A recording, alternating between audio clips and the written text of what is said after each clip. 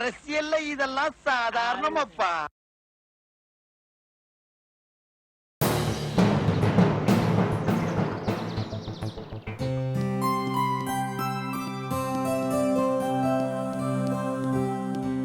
ஐயா, படிக்கிற கேளுங்க. படிங்க. பாவி எனது 25 ஆண்டுகால நண்பர். மனைவியை இழந்த பிறகு அரசியலிலிருந்து விலகியிருந்த அவரை நான் தான் உங்கள் சேவை இந்த இயக்கத்துக்கும் மக்களுக்கும் தேவை என்று கட்டாயமாக கட்சியில் சேர்த்து வைத்திருந்தேன். ஐயா, கவிஞர் ஒரு பொடி வச்சிருக்காரு பாத்தீங்களா? கரெக்ட். நம்மளாவே பதவி விலங்குன்னு சொன்னா அது நல்லா இருக்காது. அவரே விலகிறது தான் நல்லது. அதுக்காகத்தான் இந்த பொடி. முன்னாடியே பதவியை விட்டு விலக்குங்கன்னு அவர் ஞாபகப்படுத்துறாரு. ஐயா, பாவி ஐயா ஃபோன் எடுக்கவே இல்லை. அவர் ஃப்ரெண்டு தான் யாரோ ஒருத்தர் பேசினாரு. ஐயா 10 நாளாக காம்பவுண்டை விட்டு எங்கேயும் வெளியே போகல. எங்கே வேணாலும் வந்து சத்தியம் பண்ணுறேன், தயவு செஞ்சு அவரை டிஸ்டர்ப் பண்ணாதீங்கன்னு சொல்கிறாரு. நானும் அப்படிதான் நினைச்சேன். பாவி அப்படிலாம் செஞ்சிருக்க மாட்டாரு. கரெக்ட் அர்ஜுன். இது அவர் செஞ்ச வேலையா கிடையாது. இது நம்ம பொன்னேரியார் செஞ்ச ஃப்ராடு வேலை. தாத்தா, அந்த தமிழ் செல்வனை நீங்க உள்ள வச்சும்போது நான் வருத்தப்பட்டேன். இப்ப நானே சொல்றேன், முடிஞ்சா அவனோட குண்டா சட்டத்துல உள்ள போடுங்க. சுவாமிநாதா, சிரிக்காத. அவர் நல்லவரு. அட, நல்லவருக்கு அரசியல் என்ன சார் வேலை?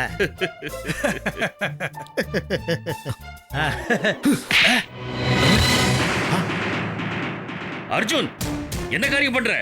ஏன்னா நீங்க பெரியவங்க, அதனாலதான் அவனை அரைஞ்சேன். அர்ஜுன்,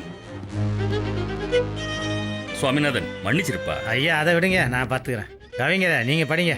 சரி, ஆனால் அன்பு நண்பர் பாவி மீது இப்படி ஒரு புகார் வந்திருப்பது அதிர்ச்சி அளிக்கிறது. அவரை உள்ளும் புறமும் அறிந்தவன் என்று எண்ணிக்கொண்டிருந்த எனக்கு இது மிகுந்த அதிர்ச்சியை அளிக்கிறது. இது பற்றி விரிவான விசாரணைக்கு உத்தரவிடப்படும். அது வேறையா? ஆமாங்கய்யா, விசாரணைக்கு உத்தரவிட்டா இந்த விவகாரம் மாச கணக்குல டிவி பேப்பர்ல அடிபடும். அத பாவி விரும்பமாட்டார்ல. சரி, இதை நீங்க பத்திரிகை கொடுத்துருங்க. அப்புறம் அந்த பாவி தங்கி இருக்க இடத்துக்கு போலீஸ் பாதுகாப்பு வேணும்னு கேரளா டிஜிபிக்கு ஒரு லெட்டர் கொடுத்துருங்க. ஆமா, இத பத்தி பெரியண்ணே ஒன்னும் வாயே திறக்கலையே. அவர் திறக்க மாட்டார். பிளாஷ் நியூஸ் ஓடிட்டு போடு. அந்த கட்சியிலேயே கரைபடியாதவர் என்று நான் கருதியது இந்த பா விஸ்வநாதனைத்தான். அவர் கட்சிக்காரர்கள் கூட அவரை பாவி என்று தான் அழைப்பார்கள். அது வெறுப்புடனா மதிப்புடனா என்பது எனக்கு தெரியாது.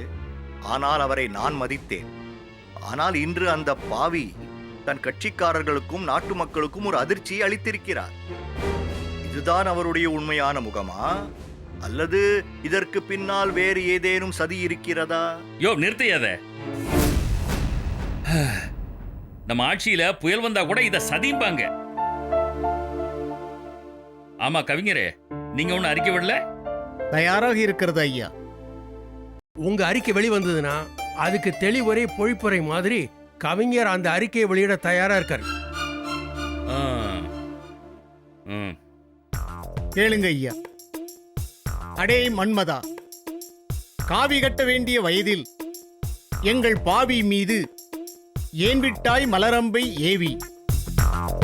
தாடி வைத்த தலைவனோடு கூடியிருந்த கோமளவல்லி யார்? ஊர் விட்டு ஊர் வந்து பேர் கெட்டு போன பின்பு நீர் வந்து நிற்கலாமா நேரே? நினைத்து பாரையா பாவி.